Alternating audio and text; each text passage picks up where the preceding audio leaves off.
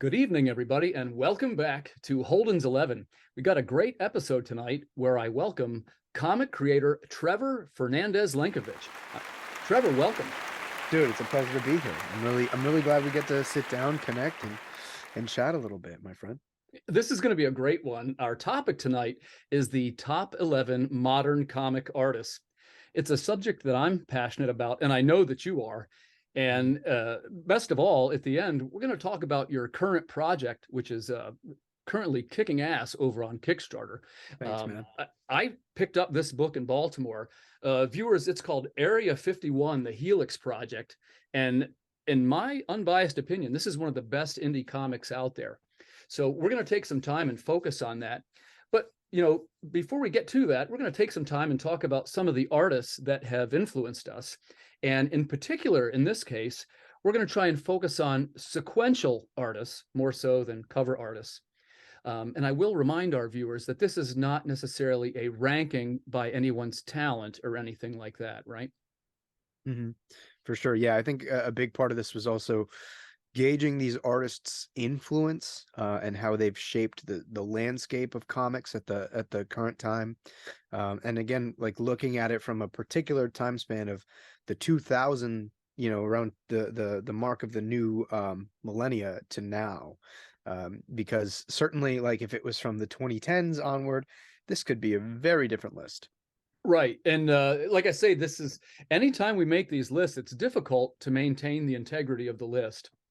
So For sure. as you and I were talking backstage, this is kind of a tough one, right? There's so many great artists, and it almost didn't seem fair to lump the cover artists in with some of these guys and girls, Mm-hmm. because the art of sequentials is a very different skill than a cover art.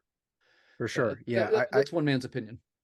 No, and I totally agree. I think anybody that makes comics, or you would hope that anybody that makes comics would agree with that sentiment, because it's so the carryover of a visual artist in any other medium is so much more fluid to becoming a cover artist in comics. But you could meet 100 different artists of all different shapes, forms, varieties. And there's a good chance that maybe a handful of them would be great at sequential art, or good at sequential art, and maybe only one or two of those that would be truly great at understanding the technical language and the craft of telling a story with sequential image and page design. So it is a skill in and of itself.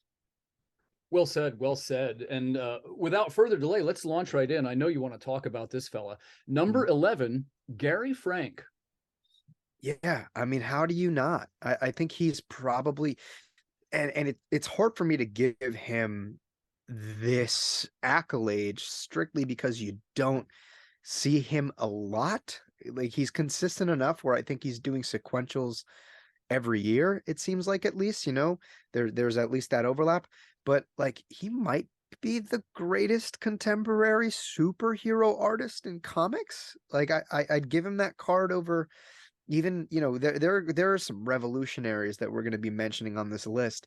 And Yeah. frankly, when it comes to those guys who are known for being big superhero juggernauts, I'd put Gary Frank ahead of them, because he simultaneously manages to capture that big sort of titanous figure and form, while also not being too committed to his lines. We get into some of those huge names. I mean, there's no way that nobody knows that Jim Lee won't be on this list. But in a way where Jim Lee has a very specific style that can kind of be pigeonholed a little bit, Gary Frank has that same gravitas, but is not someone that you could pigeonhole. He's got a variety to his art style and a versatility to his line work that I think that most of the big heavy hitting superhero artists don't have. Well said. And he's also, one of the things I think he does very well is the passage of time. One of the masters of the 9-panel page, in my opinion. 100%. You and I love to talk about the 9-panel page. Not all artists necessarily love us for suggesting that in our writing. I notice you use it very skillfully, and Oh, thank you. You're welcome. And I love the 9-panel page. I think it definitely has its place. And by the way, I love the 12-panel page too. I realize that's not for everybody, but that's something, would you agree? It's not maybe fair to say that's something that Gary Frank is known for, but he's definitely one of the best. Yeah. So the cool thing about Gary Frank is that despite the fact that he does not go into crazy page layouts like ornate or like subversive page layouts, he his foundation is pretty incredible and bulletproof. He uses some pretty traditional page structures, but they're all used to the best of their ability, and he pairs them well with great framing, with great expression, certainly with great what's the word I'm looking for, placement. So and it just doesn't hurt that, like, when if you bring in the encompassing requirements of a comic book artist, most of the time it does incur cover art. And I don't know if anybody, does better covers on superhero comics than Gary Frank. I mean, I'm not one of those guys who goes out often to get variant covers. I Right. like going with the A covers, particularly in an age where like variants now tend to like forego the cover trade dress, but I think that the trade dress is like inherently a special part about comics, so I don't tend to foray too far outside of it. But let me tell you, man, if Gary Frank is doing a variant cover on a book that I'm buying, You're picking I it up. always have to pick it up.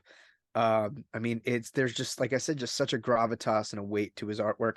I think he honestly probably draws the best. He draws my favorite Superman No ever. kidding. No I kidding. think he's my favorite A bold person to statement. A render bold Superman. statement. And let me get your opinion on this, Trevor. You mentioned that hey, obviously, variant covers can be kind of divisive, right? And you and I are both Kickstarter fellas. And I'll tell you, when I started, and as we said backstage, I'm kind of new too. And I consider you kind of new also and have made Very. very terrific strides in the infancy of your career. But I would say that when I started, I said, well, I'm not going to be that guy. I'm not going to do variant covers because I want to draw attention to the writing and et Mhm. cetera, et cetera. But what you quickly find is that the market reality is if you want to try and recoup your production costs, you better have at least one variant cover, if not three. And I sometimes go to four now, buddy. What's your Yeah, thoughts on no, that? you bring up a very good point, and that was a hard fought battle that I think a lot of us have to learn, and like from up until, my fourth campaign, I only had one regular cover and one variant cover because I was very much the same. And even then, like I wanted to make sure that the focus was on the interiors, and for me, like there's a certain ethics that surround the idea of creating a cover that is beginning the narrative experience. Like every cover has to not only be visually striking and ultimately my greatest marketing device possible on the shelf, Right. but it also has to begin to expose the reader to the layers of the story, and it has to have that sort of metaphorical resonance. And so I was never one to stray too far outside of that. And then for issues 4 and 5 of the Helix Project, we added a third cover. For issue 6, we launched with 3. We've got a fourth as a stretch goal, and potentially even a fifth one for the finale. And Yeah. even then, I would say at 5, it was difficult to try to abide by those sort of strict standards that I set for myself. But point being is that like it's a huge part of the game It's a in huge part. And there's people, every and I facet. had to learn this the hard way. There's people that are what I call set buyers. And what they want to do, if there's 5 variant covers, they want all 5. In Mm. my when and like I say, this is only my I've done 5 Kickstarters. I know that's not, it's quite as many as some folks. But what I learned that is if you don't have the choices, some people are turned off by that even. Mhm. In fact, For sure. they almost sort of expect it. For sure. Yeah. I mean, whether it's somebody who, I mean, honestly, a huge part of the speculators market, which for Right. better or for worse is It's part of gosh, our industry, whether we like it or not. 100%. And even like I said, even the most sort of shrewd of us, still, if the cover is good enough, they will trigger a purchase. So you'll find everything in between, throughout the readership or just the consumers in the comic book industry for sure. Well, I'd love to hear your thoughts on our number 10 on the list. And let's make sure I'm pronouncing his last name correctly. Mitch Gerards? Garrett's. Mitch Gerards, thank you. He's primarily known for, I'd say probably his main two are Batman and Mr. Miracle, but he's worked on quite a few things. What's your thoughts there? Man, Mitch Gerrits is one of my favorite artists in comics right now. And it's because his line work is in some ways evocative of tradition, but Mitch colors a lot of his own stuff Oh, I too. didn't know that. Yeah, and this is a conversation I actually, ironically enough, have had with him and had with him in Baltimore the weekend that I met you. And it's that I think Mitch Gerrits does with color and atmosphere similar to what Darwin Cook did with the line. Hmm. In that there it doesn't require a lot, but the most well placed, slight detail will perform an incredible amount of work. And that's exactly what I come to expect from Mitch Gerrits. And that's not to say that like his lines are slouch work. I mean, he's not, he's not a guy that's going to go in there and do these sort of micro precise hatches, but every line is super well placed, and his artwork, aside from being incredibly expressive, really does capitalize upon the structure and the page layout. I mean, you want to talk about an artist who's known for a 9-panel page by virtue of working with Tom King most of his career. He's doing a lot of 9-panel pages, and he's doing them really well. Right, right. And speaking of creative layouts, let's segue right into our number 9, Andrea Sorrentino.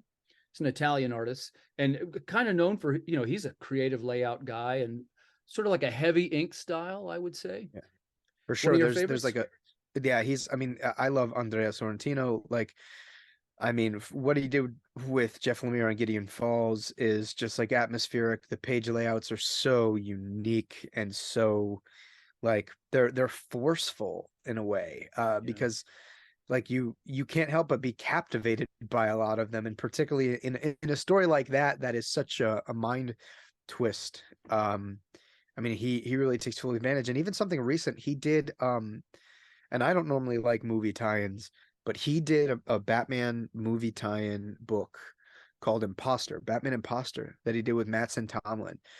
And man, he pulls no punches. Just absolutely stunning work. The way he understands shape and form, and not only of like the characters and their anatomy or the architecture, or the backgrounds. It's in the overall design, and he's thinking about all of these things contextually to create something that is not only just generally visually appealing, but he understands how that's going to affect the reading experience and the flow, of the reading experience. That guy is just a master of his craft. Now, I think my one criticism is that he sometimes, and many comic book artists have this same fault. He has like this sort of same face thing where it seems like he has a pretty limited Rolodex of faces Mm. that he uses, or maybe not. Maybe it's just unintentional. But I think if I were to make any sort of pieces of constructive criticism, it'd be that. Otherwise, I mean, he was my request to put on the list for a reason. I think he's Good absolutely call. brilliant. Good call. And I'm glad you mentioned Jeff Lemire. Not to get too far off the topic, but are you a Jeff Lemire fan? I like the shelf right here is half Yeah. Jeff Lemire. So Yeah, that yeah. like half of Would you that entire say shelf is him. I'm going to go out on a ledge here? Would you say he's the modern day Alan Moore, or is I that don't too know if far? anybody is quite, but I think that he definitely, I mean, I think he's top 3 in the industry right now for I sure. say that to full disclosure. I'm a huge Black Hammer fan, and Mm. I guess you probably are too. Yeah. Yeah, so Black Hammer is like the one thing of his that I haven't really gotten into. I actually have right there the first two volumes of Black Hammer. Yeah. Haven't quite gotten into that, but what I have absolutely like swallowed are Ascender and Descender, Yeah. Gideon Falls, as I mentioned prior. I mean, What's those his are one two. about the autobiographical one? It's not Underwater Welder. Oh, It's Essex County. yeah. Wow. Right. Yeah, beautiful book. Yeah, that guy, he's terrific. It's why there's chocolate and vanilla. I don't potentially care as much when he does his own art. I think his best work is when he's paired up with one of these titans like we're talking about here today. And Oh I would yeah. say that the first 2 volumes of Black Hammer were the strongest. They maybe it's just difficult to sustain in those long arcs. But the first two were just, wow, he's really onto something. So I'm a Yeah. huge fan. Yeah, I've heard incredible things, and the fact that, I mean, you want to talk about him and Andrea Sorrentino, they're teaming up to do basically an entire like horror mythology over an Image, with the Bone Orchard mythos. I've heard of this. Um, and yeah, I mean, he's got like 10,000 Black Feathers, and I think there's another hardcover, The Passageway, that he just released with Andrea Sorrentino, and I don't think I know that one boy, either. yeah, they're just like, you got two of the best people in the world at what they do together on one book. It's bound to be brilliant, you know? Right, right. Um, this next one I think is got some huge works that I'm a great fan of, and I'm never 100% sure if I'm saying the last name correctly, so maybe you might know better than me. Ivan Rice is our number 8, or if Yeah. viewers correct me if it's Reese. I couldn't find the pronunciation online, but I think it might be Rice. He's a Brazilian artist, and the first thing I want to mention, in my opinion, some of the hottest comic art talent in the world right now is coming out of Brazil. Mhm. And I don't necessarily even say that because of these big names, these titans that we're talking about tonight, but even in the indie scene, um, man, there is some talent coming out of Brazil. I don't know if it's something in the water or what. Yeah, I mean, I think there's something about the way that comics, and particularly in Brazil, DC Comics seems to have embedded itself, deep within its pop culture, in a way that I think it probably eclipses DC Comics, sort of current impact on pop culture in the United States today. It's kind of phenomenal. I mean, there are so many great Brazilian artists that we could have mentioned on this list, and I think Ivan Rice kind of is the granddaddy of them all right now. But Yeah. man, you could talk about guys like Eddie Barrows. You Yeah. could talk about Hmm. guys like Robson Roca, rest in peace, who passed away, I believe, like 2 years ago. Correct. Um, it's kind of insane. Yeah. And, These they also have this collectively, it's sort of like what I would call this classical rendering style, terrific anatomy, great layouts. And of course, I realize there's many different styles, and I'm not disparaging anyone else's style when I say this, but a lot of modern comic artists have sort of this kind of rushed and stylistic kind of look. And I get it that that's popular and people dig it, but I instantly gravitate toward what I call the classically rendered figures. It's more like, and when I say classically rendered, I feel that they've taken this classic look and sort of updated it to the modern sensibility. Mhm. Um, they call Ivan sometimes the Brazilian Neil Adams, and I just think that's a great title, and I definitely think he earned it. Yeah, I mean, I think Ivan Rice is, he captures, I think, the best elements of the quote unquote like superhero house style artist, but is, like, I think very much recognize the weakness, that comes with those things, and a lot of the What time. do you, Trevor? What do you? I want to hear more about that. Tell me what you mean by the weakness. So I think the weakness of a traditional house style is, one, they a lot of them tend to fall into that category of characters having like the same face itis. Okay. Aside Yeah. from that, Okay. you can get a lot of like really robust and powerful looking figures, but they can also come off as very static and very Yeah. unmoving. I'd buy that. I'd buy that. I Like, always figured that's probably an editorial decision. In other words, they're being told to do that, but maybe that's not the case. I don't know. I mean, I think you see that problem with a lot of the guys that are kind of known for their more traditional superhero stuff. I mean, you know, whatever, there's plenty that could be said about this artist as a person, but like EVS has beautiful figure drawings, but they Yeah. look like stickers. They look non-moving. And the beautiful thing about Ivan Rice is he has really powerful figures with deep hatching and spotted blacks to establish like a solid form, but they always feel like they're moving. And that is one in it's a tandem of two things. It is just the freeness with which he draws his line. He doesn't overcommit in a way like a Jim Lee would, but his the way that he plays with camera also really helps to move that forward. And I use camera, I think most people can understand the sort of, way in which I use that term, because obviously there is no camera, but the way that everything is being viewed, the perspective. I follow. I mean, I follow. Ivan Rice is just incredible, and I feel like I mean, he's got to be a colorist's dream because he does enough rendering with his inks to really push it in a direction, but it doesn't force a colorist to overcommit something based on like uh factors that they can't be aware of. And so, I mean, you look at the stuff that he's doing now in Detective Comics, like absolutely gorgeous. The covers he's doing for Detective Yeah, are they're beautiful. probably some of the best covers of his career. Yeah. And I mean, the guy's been around for a long time now, and let's not, you can't forget to mention, we're talking about Ivan Rice, like Blackest Night, the stuff that he Yeah. did with Yeah. Jeff Johns' Green Lantern run, the I'm Fling. a huge fan there too, and we could almost again, I don't want to get too far off, but I'm a Jeff Johns fan, and not everybody loves him, but I'm a fan of his too. Yeah, I mean, I like Jeff Johns a lot. I think that maybe the fact that he spent a little bit, he spent quite a lot of time away from comics. I think it's so far for me, it has impacted the general likability of his more recent work. I think that he's losing touch with what differentiates comics from cinema.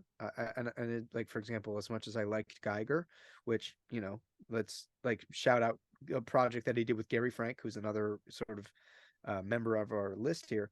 Like, I think it's endemic of Screenplay more writing. screenplay writing, yeah, Yeah. and him forgetting that that you Yeah, have to be a little I bit more would. economical with I gotta comics. back you up here because, uh, arguably, I think Jeff Johns' strength was that in his storytelling, you can feel the love that he had for the source material. Mhm. And again, it's one man's opinion, but I think that when he strays from that love for the source material, it's not as strong of a story. Yeah, I mean, it seems like he's kicking off a pretty large initiative with Image and his Mad Ghost Studios, so Right. maybe that's a skill that he'll be able to acquire. But I certainly agree. I think Jeff Johns is actually one of those rare occasions where I would say, like, no, give him a legacy character. Most of the time I look at big two writers or creatives that I enjoy, and I'm like, oh, by all means, please go do an independent project where you're unshackled. And I think Jeff Johns is the rare case where I'm like, nope, just like give him a DC character, give him a Yeah. Marvel character, and he's gonna give you the key to their legacy. Like, and that's hard to do. That's a skill in and of itself. Yeah, I buy that. I buy that.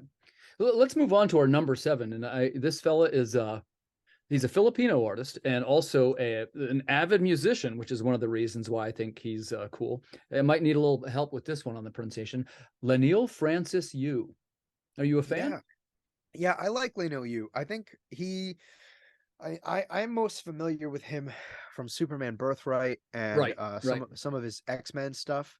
Um, I think the cool thing about his artwork, because we keep kind of going back to the granddaddy of superhero comics or of modern superhero comics in Jim Lee and the impression that he set.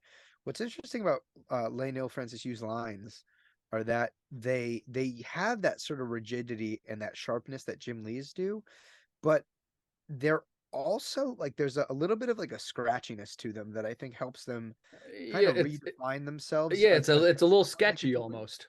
Yeah, and I think that actually a well-placed sketchy line can actually kind of assume a lot of personality It adds drama. for Yeah, sure. yeah, I would agree with that. So for Now, you, like what, like, because I know like Lano you was someone that you had really put forward on this list. What were the works of his that really pushed you into like putting him up here with some of the big dogs? well, to be 100% honest with you, I thought it was cool that he was a musician. And yeah, did you know he self-produced his own album? No. Yeah. And, you know, again, every person likes, what's a good way to say this? Inspiration can come from many different sources. And as Mhm. I've said in some of the other shows, for me, music and comic creating, for me, are inextricably linked. I write all the songs. Well, excuse me, let me rephrase that. I'm a songwriter and I work with a very talented songwriting partner. His name's Sterling Jackson. And, together we make sort of, these creative reimaginings musically of our short stories. Huh. And obviously, Lanil Yu, it's beautiful work. But when I heard that he was a musician and that he had produced this album, he immediately shot to the top of my to the top of my list. And the things that I like about somebody are they can be multifaceted. And there's a couple on this list that I'm going to mention the other things. Sometimes somebody's a really interesting character, and sometimes, they can even be kind of divisive. Like, by the way, you mentioned EVS. Man, what a divisive character in the press. I met him, and I would be lying if I said he wasn't one of the nicest people I ever met. I didn't know until afterward that he was this divisive character. And I was like, I think you got the wrong guy. But I mean, he was supportive to me, and he did a sketch for me, and just like a really warm and caring person. And of course, if you listen to what the media says, he's like this monster, right? And it was kind of hard for me to reconcile these two Yeah. things. And it's, I'm the first person to say, people, in the media have their own agendas. But I mean, I have been unfortunately seen him just say some really inflammatory, intentionally like contrarian things. Like when he first did like his YouTube thing and he was doing art tutorials, I used to watch those. And then I remember when it transitioned to being, like out of 20 videos, you'd have 2 art videos and 18 of them was him shitting on Star Wars and Rose Tico.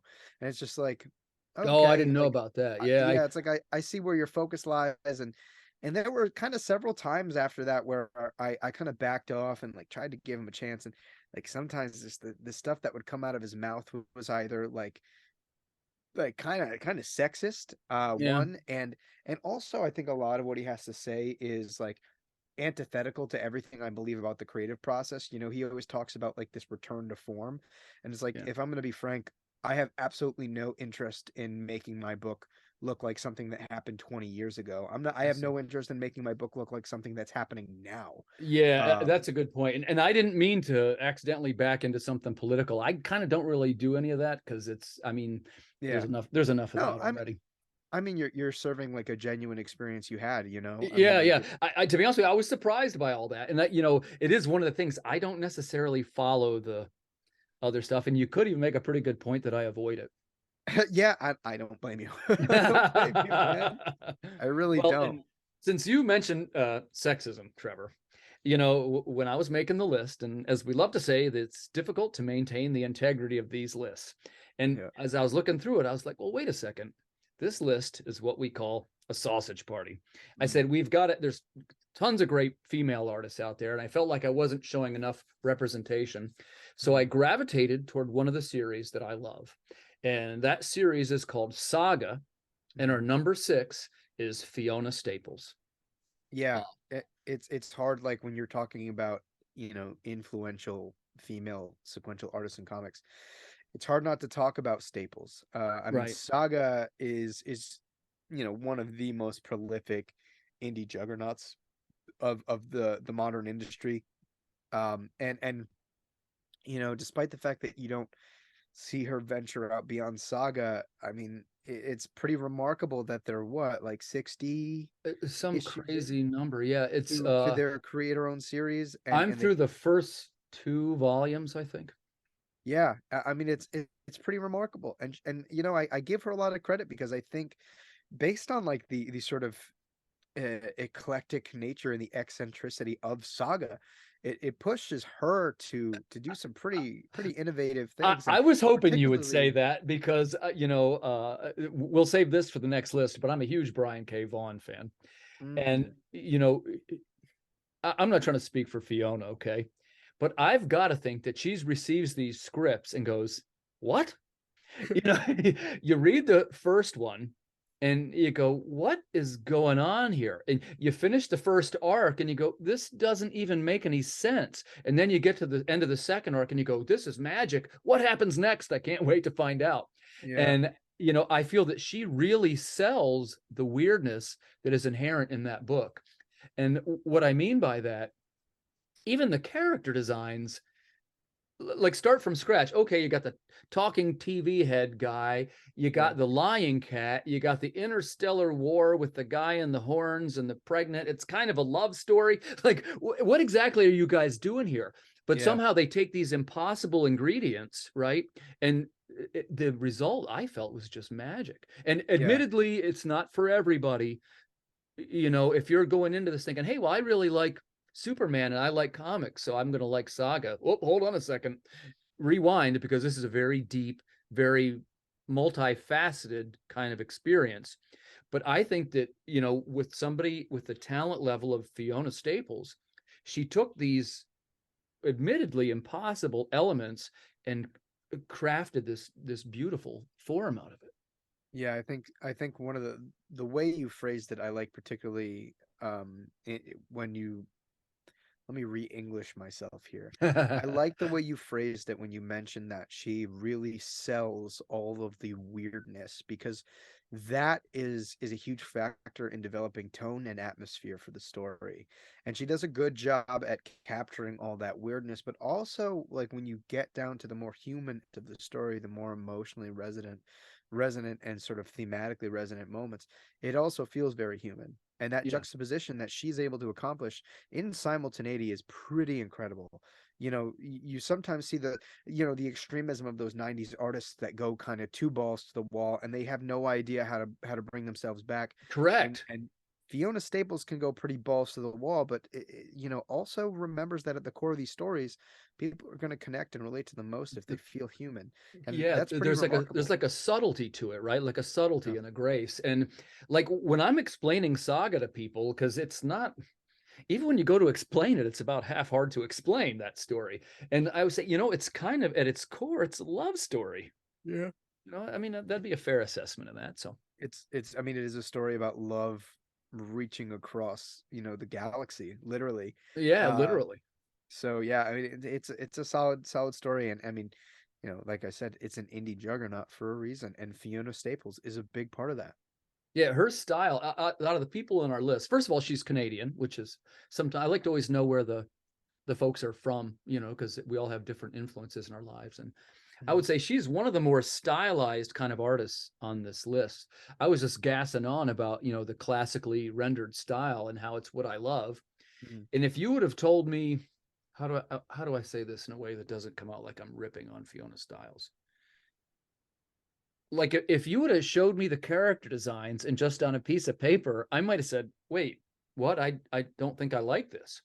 But Yeah. when you see the way that it's all crafted and the universe that she built, it's like, oh, it's epic, is what it is. Yeah, 100%, man. I think that she was a great addition to this list for sure, and not just for representation's sake, just for the impact. Yeah, Uh, I yeah, mean, I mean, Saga. yeah, I think Saga wasn't necessarily like the pop culture juggernaut that The Walking Dead was, but I think that the level of influence that that series has had on comics and on people comics adjacent is far greater yeah, even than The Walking Dead. I think the creative influence there is major, and that is big. yeah. Considering the weight of something like The Walking Dead, and a lot of that is due to Fiona Staples and her ability to sell all of the eccentricity of Saga Absolutely. and the world that it's building, for sure.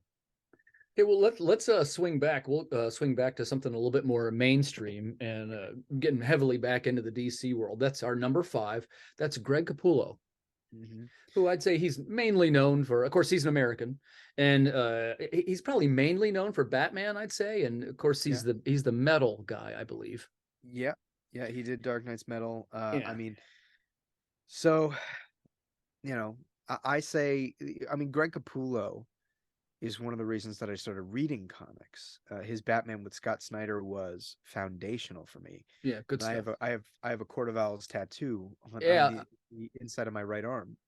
Um, with that said, if it's hard. I like like if this book was like, or if with this category was of the last decade, I don't know if I'd put him on this list. yeah, he's almost over the line, kind of, right? Well, so I mean, I mean, his the most impactful period of his career, no doubt, was 2011 to 2015 when he was doing Batman. Right. No doubt in my mind. Yeah. New And I think 52. that was some of the best artwork of his career. Yeah. Um, and then he kind of took his break from DC and did Reborn with Mark Millar, and then came back to do Oh, Metal and Death Metal. I forgot about that. You're right. Yeah. And he does great work in Reborn too. I have had frustrations with Capullo's art over the last 5, 6, 7 years, primarily Tell us what you because mean by that. Tell us what you mean by that. so I think that a lot of his cover art has been kind of lazy over the last couple years. There, around like the Batman Endgame period, he started using almost completely black backgrounds with like central figures and a couple sort of props. And I think when he first started using it, it was interesting because it's a great way to pull focus. And then he kept doing it and kept doing it. And I think for nearly 5 years, his variant covers were basically, and they kind of got even lazier, wherein it was just a figure or a couple of figures and a black background. And I was just like, this went from being a really interesting strategy to like, you just don't want to draw backgrounds, do you? And it because I remember noticing it more because he was doing variant covers for Justice League Dark in 2016, right before Metal had started, and then it became a lot of that. And even then, with Metal, there's just so much going on that I felt like the finer details of his art suffered because there was just almost always so much. I will say that despite the fact that I ended up really disliking where the book was going, I think he put his best foot forward when he came back to do Batman: The Last Night on Earth. Hmm. Um, him and his inker Jonathan Glapion were God operating on all cylinders for that book. I'm a Uh, Glapian fan. I haven't read that one though. yeah, I mean, don't worry, you don't have to, and I would never wish that upon anyone. It's not Um, good.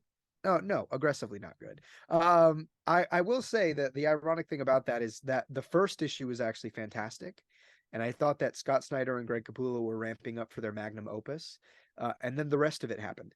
So there's that.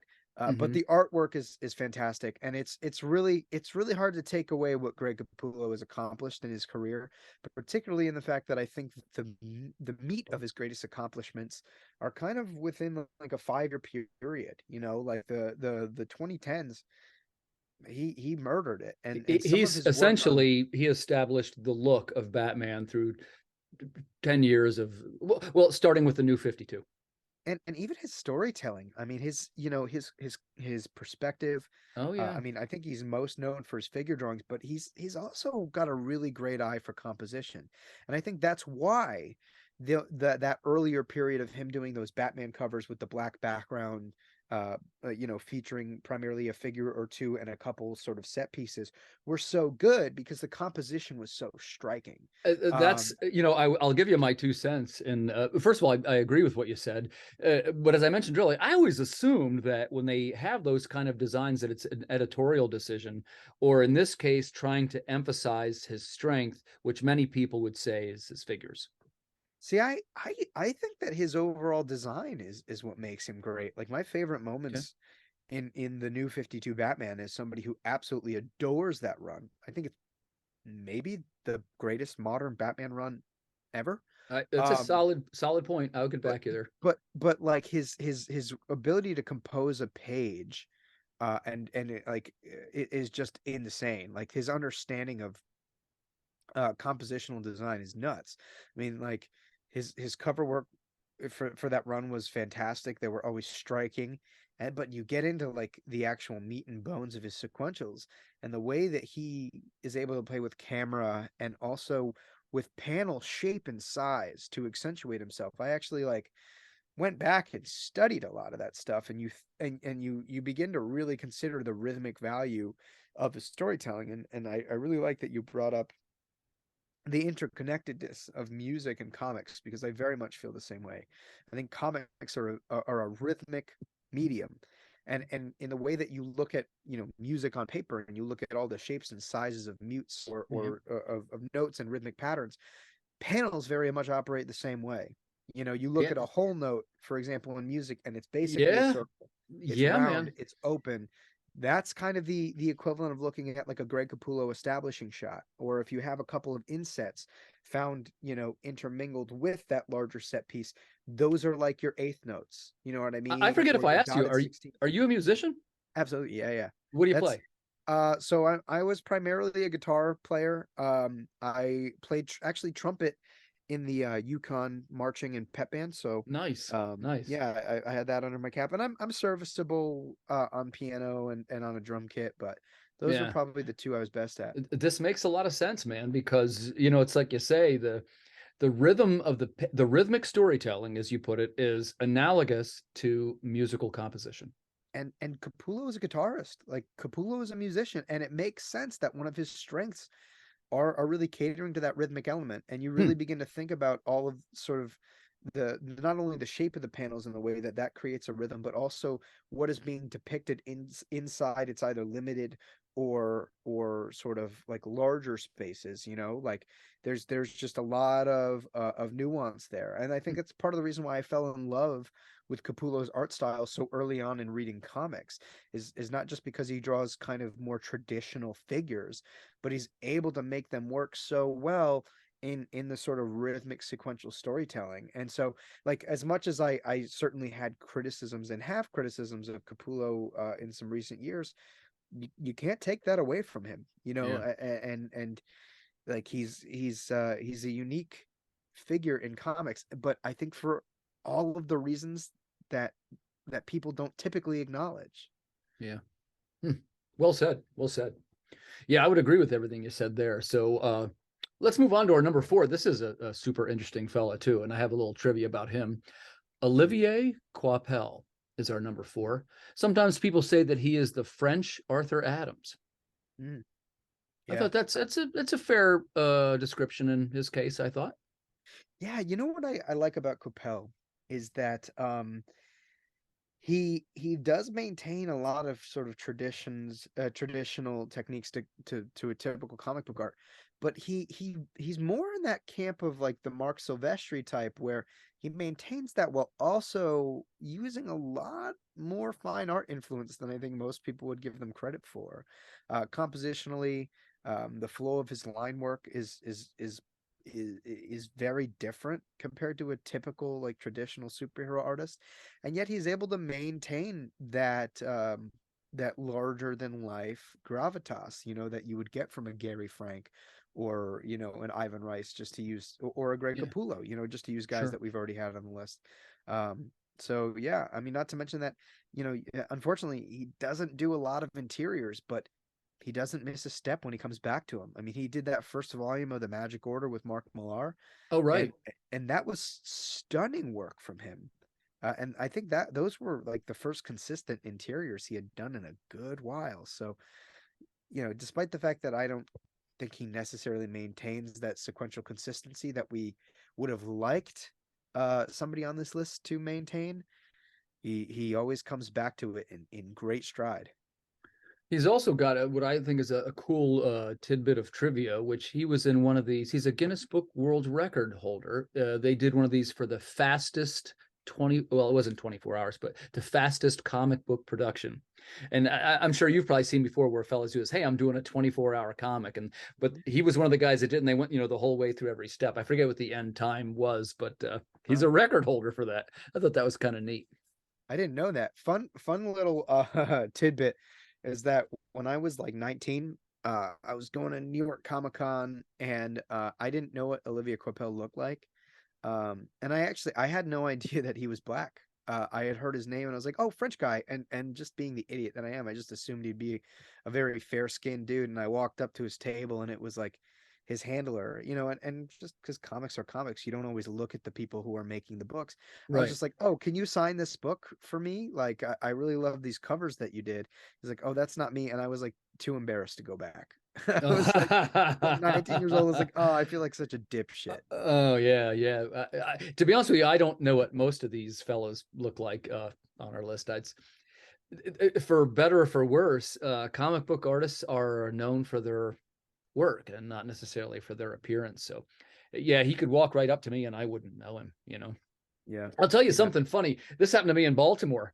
And this is, and you probably would have recognized this fella. I don't always know what everybody looks like. And Mhm.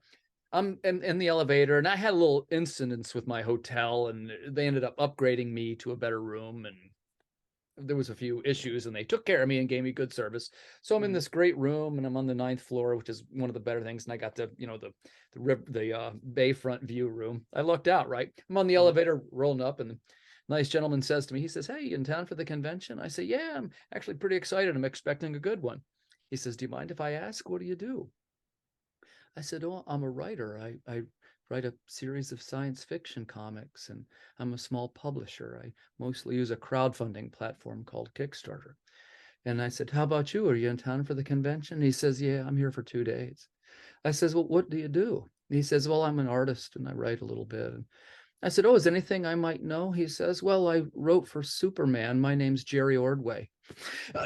Jerry, of course I knew who you are. And it's one of those situations, right, where he's such a nice fella. It doesn't occur to me that I'm talking to one of the titans of the industry. And he was Yeah. very gracious and super cool. But it's just like, to what you said, he's letting me go on, he patiently go on about my little book, right? I'm freaking talking to Jerry Ordway. Mhm. And that kind of stuff happens all the time at conventions. Absolutely. What a sweetheart he was, though, and so gracious. Because I was Yeah. like, of course I know of course I know who you are. I got a great one here for number 3, and I can't wait to see what you think about this. And so I noticed one of the things that he asked me is sometimes, how did I pick them? And sometimes it's because they're fan favorites, what we might call, and sometimes it's because they might be the hottest cover guy. But as you said, we're mostly focusing on sequentials for the purposes of our list. But one of the things I liked about this guy is he has worked with the metal group Disturbed on one of their Mhm. album covers, and it's also got a pretty good pedigree. He worked on Cyberforce and Justice League. Number 3, David Finch. Mm. I love me some David freaking Finch, Yeah. man. Like he's as I got more and more into creating comics, I fell kind of out of love with like the house style artists. Mm-hmm. Quite a lot because I began enjoying more of those artists who prioritized like tone and atmosphere and storytelling over drawing a cool figure. David Finch is the rare occasion where he can just do it all. I mean, you look at like what that guy has done earlier on when he was kind of making his dues at Image to like his time at Marvel, and then man, I think it's a shame that we didn't get more of him on Batman because I mean his style and his His sensibility. Scarecrow. Have you seen his Scarecrow? Yeah, man, He's got the scariest Scarecrow. it lends so well to that character. Mm-hmm. And also like you want to talk about versatility. I like in the more recent years of his career, he's really not that he's shown it a lot in his comic book work, but I follow him on socials. He's really dipped his toes into various paint media, Oh, I didn't and it know that. looks incredible. Like, despite this being a guy that made his dues on crisp line work and hatching, Yeah. his understanding of light values and texture and tone is nuts to such a degree that you see it in his paints and you realize like, oh my god, this guy is translating like those sensibilities through line work and hatching in Yeah. a way that like others don't. Like David Finch is incredible. Um, and his technical knowledge of his craft. Like you listen to him talk, he has a YouTube channel where he talks about craft. He's insane. Like if there was Hmm. anybody on the face of the earth that I would want to teach me how to draw, it's that guy. And you look at what he's done. I mean, Jason Fabok is a student of his. Like, No kidding. and if honestly, if Jason Fabok, respectfully, wasn't so damn slow, he would easily be on this I list. was going to say he was. Well, you're going to find out in a second here. He was going to be on the list, but we bumped him for who's about ready to be our number 2, Yeah, yeah, but Fabok, I mean, Jesus, David Finch, man, Finch. another Canadian, is I just a didn't. powerhouse. I didn't know he was in other mediums. I'll have to check that out. But I agree, the master of hatching and a master of character, and definitely a fan favorite. There's really not too much more that needs to And be said about him. and he just also seems like a sweet human being. Like anytime I've ever heard him talk, I met him. God, I must have been 18 or 19 at New York Comic Con, and he was just the nicest. I think I was just like sitting there, like asking him to sign my stuff, bumbling over my words, and he was just super sweet and patient. And it's honestly a real I don't know. I really value when you meet those creators who are both like ostensibly solid people and incredibly talented. And he seems very much to be one of those guys. Yeah, I will say that, I've been fortunate to meet some of the same people as you, and I've had very positive experiences. And it's funny, sometimes you'll see these interviews and or wherever you might see it and however you absorb media. And there's a lot of people that are sort of aggressive toward these creators, or they've done something that uh, I don't get any of that. Like I say, I've been kind of lucky, I guess. I've had very positive experiences, but I sense maybe I'm a little bit like you in that I'm putting positivity out, so maybe that's what I'm getting back. Yeah, certainly. That does have a part to play in it for sure. Yeah, I can't wait to talk to you here about our number two. And I have a couple of favorites, but I'm also going to ask you what yours are because I'm guessing they might be different than mine. And, some of the fellows we talked about are pretty traditional layout guys, and Uh, some of the ones are pretty traditional or house style character guys. And then we have guys like number two, who I would say that he is inventive layouts and even whacked out layouts and definitely creative interpretations of character. Number two, J.H. Williams. man, if they're in my professional career, there are several things that I want to do. And way at the top of that list is working with J.H. Williams. I think he is a genius. Like Yeah. he might, you know, like if he was a little bit more prolific, like just did more work on a little bit more frequent of a basis, the argument could be made that he's the greatest comic book artist of all time. Right. He's that good. He's versatile. He still maintains like I think a very digestible aesthetic to the traditional superhero audience, but there's an illustrative quality to it and an emotiveness. And as you mentioned, his page layouts are Is freaking bonkers. right. I couldn't, like, if I had to pick a favorite, I'm not sure I could, but we talked about two backstage. And man, if you had to make me choose between Promethea or Sandman Overture, I mean, this is fine art to me. Yeah. And again, when he gets his script, like, how does he, like, does he just shred the script and say, "Hey, I'm J.H. Williams. I'm going to blow your mind"? Like, I think that's probably what he does. Dude, and like you know what was actually one of my like first introductions to him? His Batwoman. Oh, His yeah. Batwoman was so good and atmospheric. There is nothing, no criticism, and I am a picky bastard. You all can probably uh uh figure that out after I just kind of reamed Greg Capullo, who's considered one of the best alive. Yeah. There is nothing about J.H. Williams' art that I could possibly critique.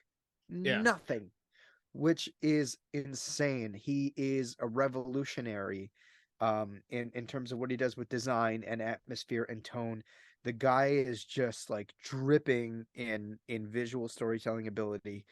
Man, that like I said, if I could work with anybody in the world right now, it's him. Like anybody. I Uh love one thing I love about him, and he's done it a couple times. And I use these two examples, so I'll just kind of shine a light on those for a second. But in both Promethea and Sandman Overture, there's a couple of double page splash panels where you have to like turn the book to read it, and it's like circular yet not circular and partly upside down, and you want to go, how did this guy even think of that? yeah. Like, Yeah. remember, it starts with a blank piece of paper. Yeah. It's hard to Yeah, no. imagine, right? He is just like I mean, I just don't think I can properly put into words how much I appreciate his work and just how damn good it is. And there's a part of me that's like, yeah, I wish I saw more of him, but it but if I have to wait every couple of years to see this level of material, I mean, my God, It's you worth it, know, right? this guy could draw anything. I mean, do I have my inclinations? Yeah. I mean, like I would probably do some really horrible things if I could write Thor with J.H. Williams on art. I mean, but like, man, he could do anything. Like J.H. Williams could illustrate the story about a pebble falling down a mountain, and I would buy it because it would be beautiful. Be You know amazing. what I Yeah. mean? Like, it's incredible. Yeah, I I'm think I'm that a huge his fan. He's fantastic. And it's, some people might begrudge us for this, but we kicked what, Joe Quesada off of the list. Yeah, and thanks for bringing that up, because I love to mention when we make these lists, and especially for you and I, we worked on this a couple days, right? Because Yeah. we both have our fans, and I think that they look to us for an honest assessment Yeah. of what sometimes divisive subject matter is. And Yeah. some of the artists were so good, it's like you almost don't know what to do. And it's especially like, who could you bump Joe for? Well, in this case, it was J.H. Williams. And even when you brought it up to me, I'd forgotten about how good some of his stuff was. But He's just a true master of the craft and push the genre forward. 100%. Like, honestly, I'm just gonna stop talking because I'm just gonna keep babbling about how much I adore J.H. Williams with no like logical explanation as to Well, why. I But got a good segue. So, we talk about, and one of the things I want to remind the viewers, this is not any type of ranking by talent or anything like that. Of course, art is subjective, so everybody likes different things. And if you disagree with us, that's awesome. Go ahead and please do so in the comments. I'd love to hear what you think.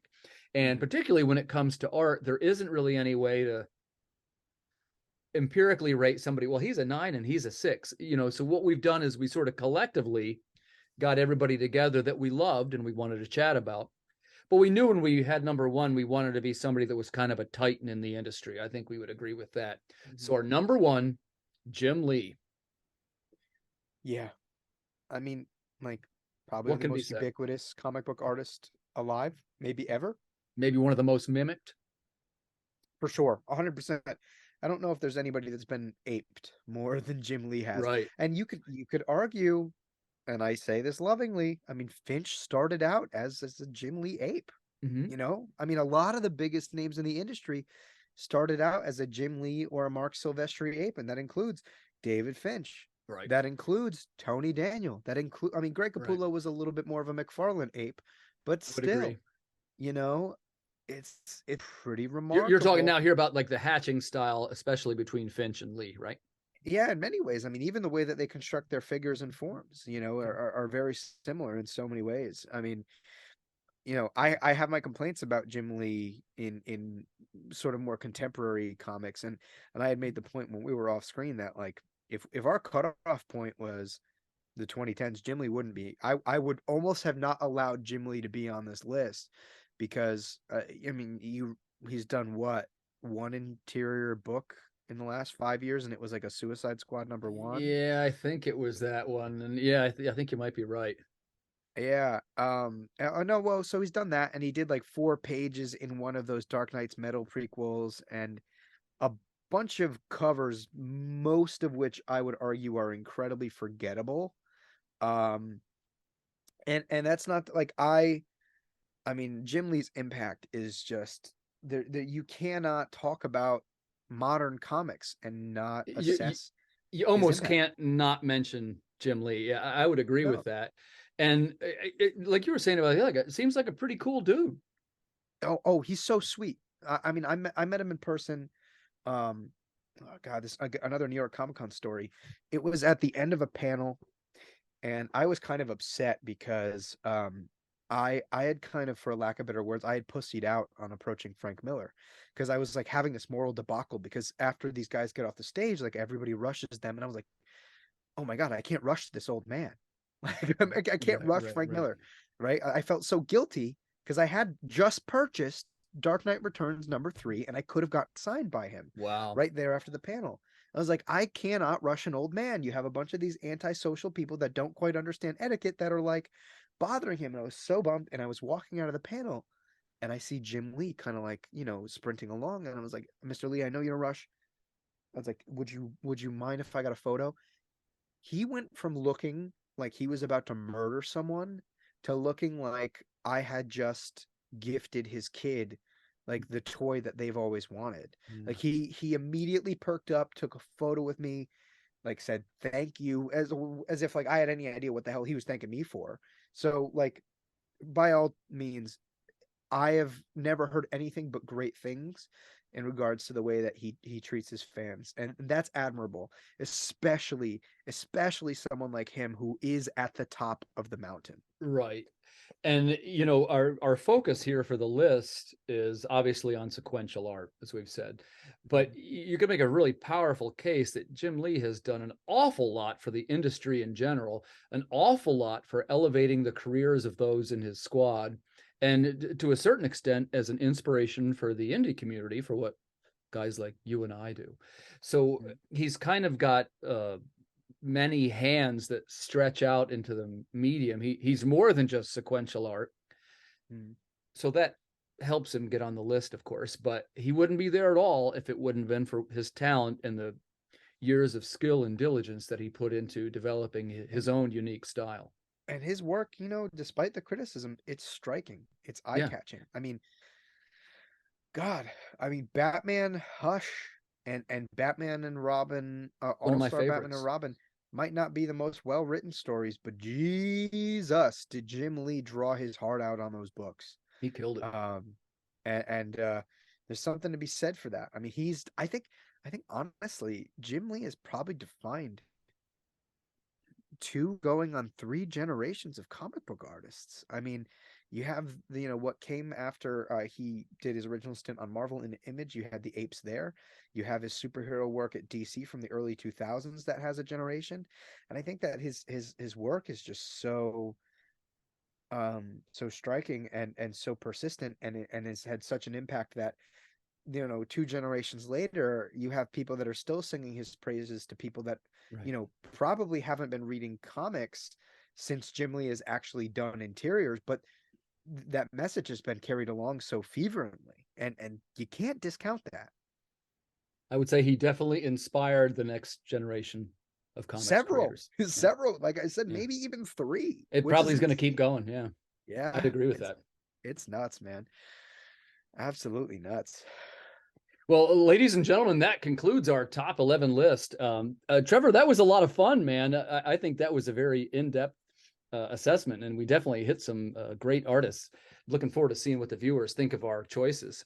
For sure. I appreciate the listeners for tolerating me babbling on, I think they will likely dig it, man. incoherently. No, I think you had some pretty cogent analysis there, and I'm hoping that the people who like these types of artists and the people who like these types of uh, leaders in the fields of sequential art, man, I think that they would dig your new book. And I say this with all sincerity. When I was at Baltimore Comic Con, I probably looked at, you know, one of the things that I do, I try to, I'm a networking kind of fella. You probably noticed I walked around to as many tables as I could get to, and not, I don't say, well, just big creators. I try to hit everybody that will talk to me. Yeah. And I tell you, when I saw your book, I actually stopped and I was like, hold on a second, what's this guy doing? And it's not something I say lightly. And what I mean by this is I think if you are a fan of sequential art, you're going to like what Trevor has done here with his book, Area 51, The Helix Project. He's got terrific 9-panel pages. You do another thing that I'm a sucker for. There's a lot of silent pages.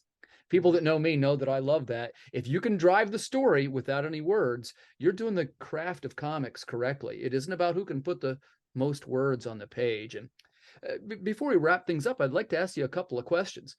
Um, First, what would you say are some of your primary influences in your creation of this book? Oh man, I mean Alan Moore and the amount of deliberation that he brings to the craft was always on the brain. You know, I wanted to be able to create something that had layers and that had rereadability. And that was certainly that something that came into mind. I think he's always a name that I'll bring up no matter what I'm doing, no matter what I'm writing, whether or not it's comics or film or poetry. Like that guy is, I mean, he's the goat. Yep, He's the yep. greatest of all time. Yeah, he's mine. I'll be honest with you.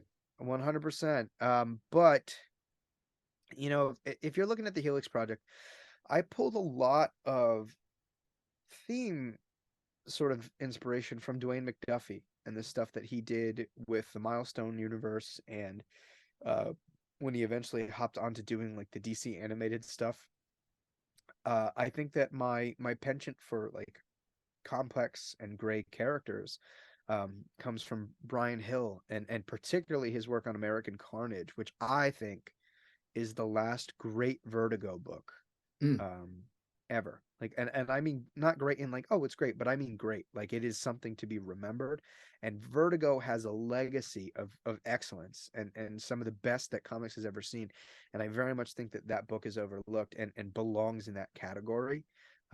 It is, but and I could turn this into a podcast where I just heap love on Brian and his work, but I think you know the way he constructs dialogue and gray characters is something that I really tried to internalize when it came to the Helix Project. And finally, it's I mean, I kind of wrote the book with some noir sensibilities, despite the fact that I wouldn't really call it a noir.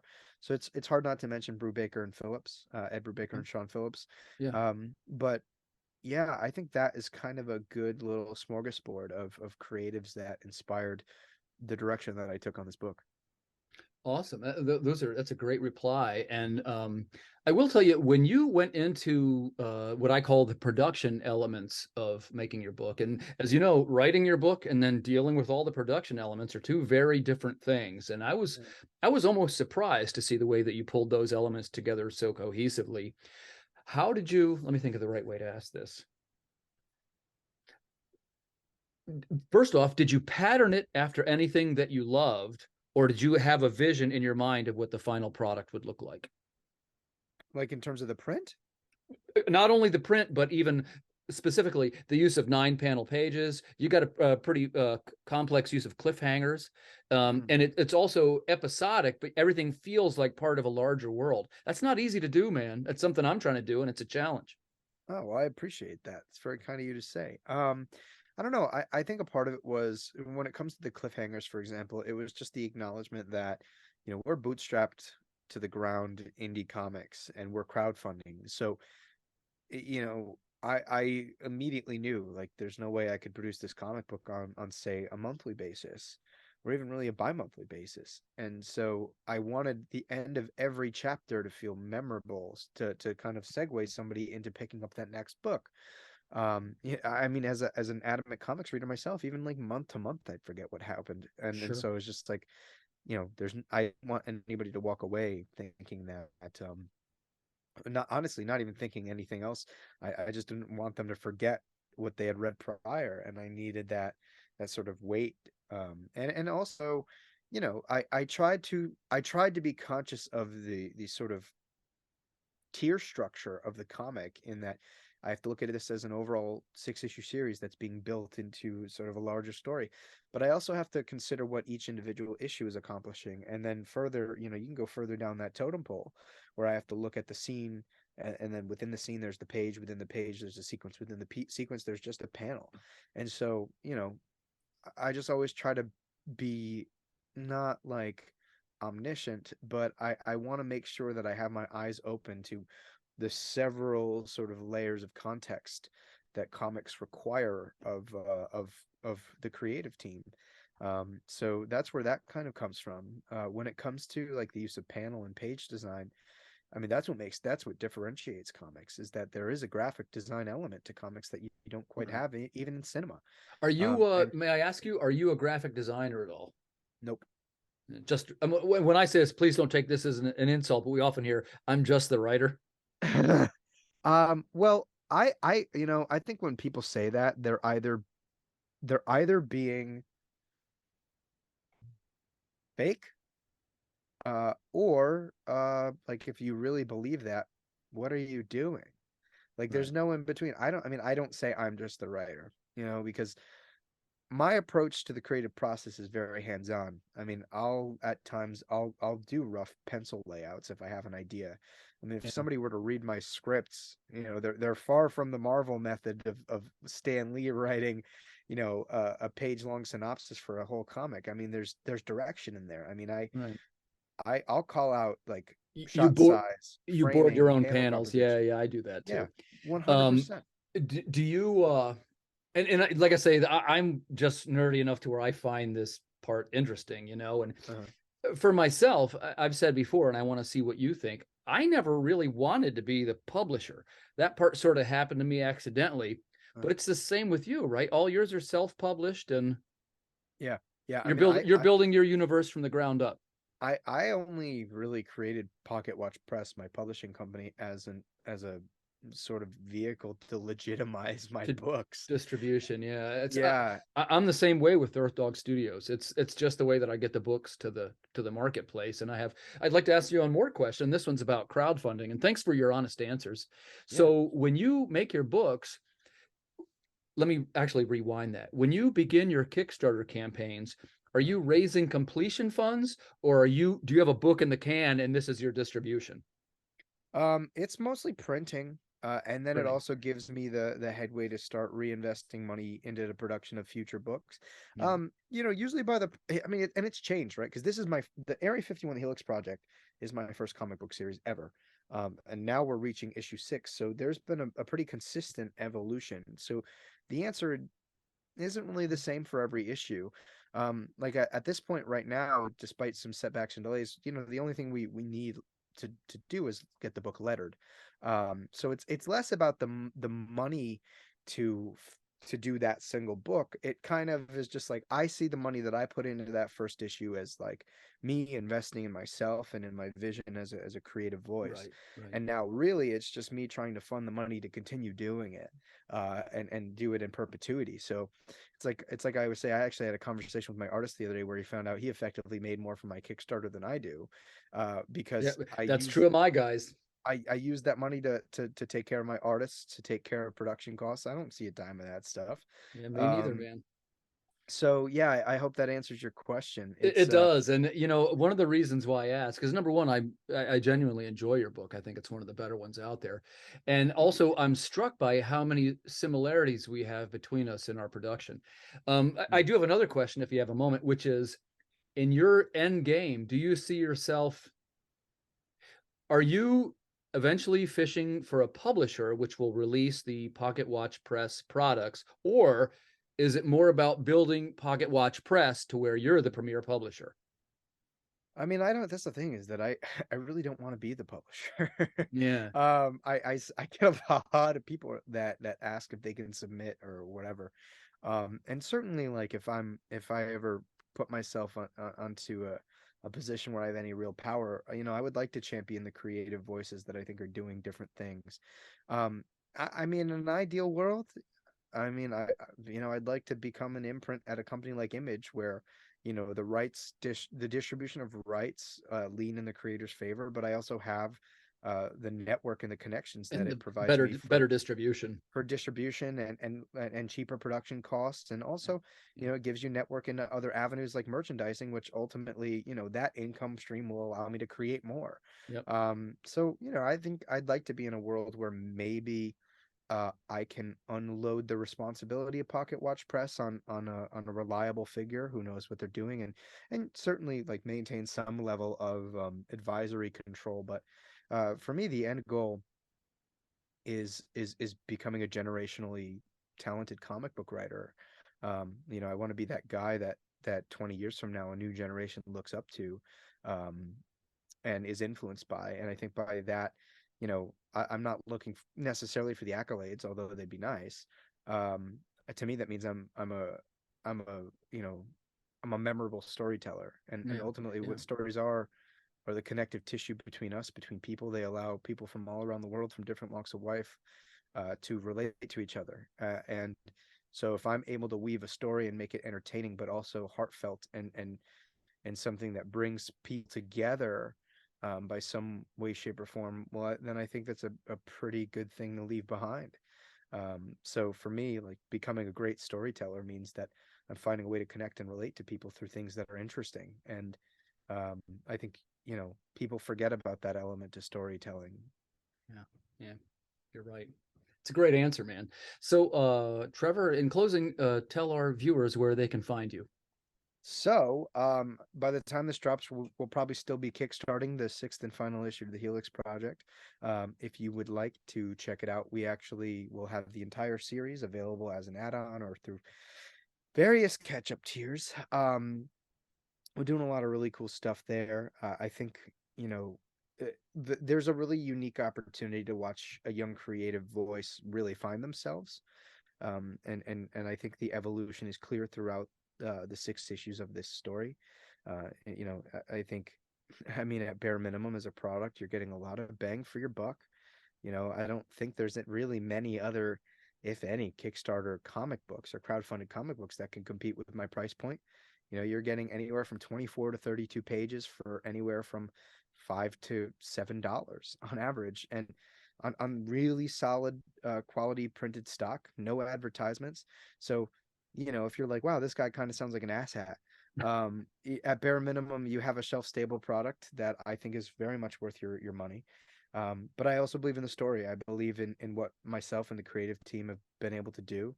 I think I work with some of the most talented artists in independent comics right now, people that a lot of folks probably aren't aware of, like Samuel Iwunze, who I think, I mean, I kind of half jokingly, when we finished the Helix project, at the bottom of the email, I said, "Move the fuck over, Scott Snyder and Greg Capullo. We're here."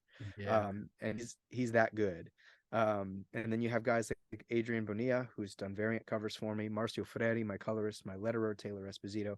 You know, I got to shout those guys out, because they're a big part about they were a huge part in helping to teach me how to evolve my storytelling in comics, and you know, I've learned so much.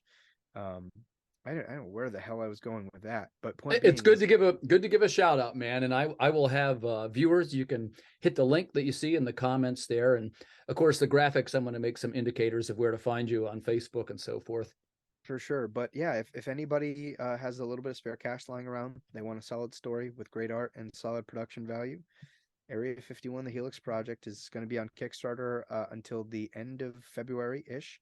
The nice thing is that for those of you that are aware of how Kickstarter works, we're funded. We funded week one. Now we're pushing for stretch goals. And what that means is that you get free upgrades, because I'm a Nice. horrible business person and have no idea how to keep any of my profits. So you can get anything from upgrades on your art prints to metallic foil.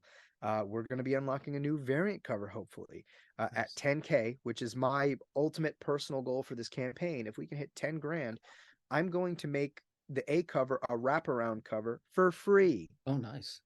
Cool. because, you know, that's just my way of saying thank you for people that are giving me this burgeoning career. So if you take the time to take a leap of faith and believe in me, I will do my best to redeliver on every front, on the production of the product, and particularly in I think the sort of spirit of the storytelling and the craft.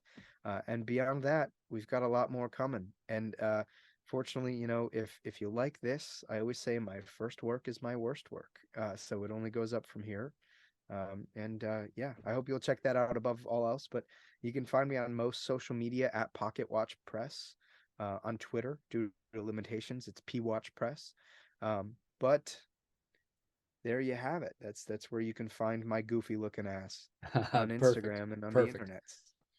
Trevor, I want to say thanks for coming on the show. I really enjoyed this one. This was a lot of fun. And I guess for the viewers, if you didn't know, Trevor and I are kind of a little bit friends. We met in Baltimore, and I really enjoy our conversations. I feel blessed to have met you, and I think that we're going to be heading for some great things.